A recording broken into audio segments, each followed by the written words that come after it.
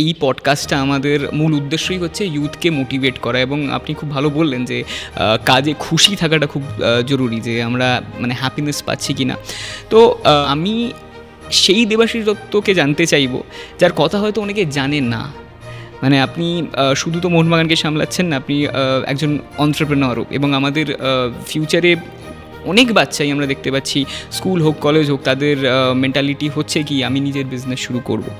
তো একটু ওই দিকটাও জানতে পারবো, ছোটোবেলা থেকে কি মানে আইডিয়া ছিল যে বিজনেসে আসবেন? আমার বাবার বিজনেস ছিল, কিন্তু যে কোনো কারণেই হোক আমাদের বাড়িতে একটা প্রবলেম হয়, তাতে বাবা একটু অসুস্থ হয়ে যান।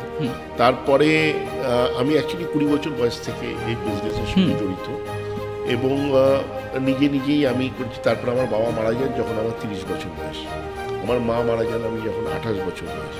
তো প্র্যাকটিক্যালি আমার লাইফে আমি সেই অর্থে আমি একাই করেছি,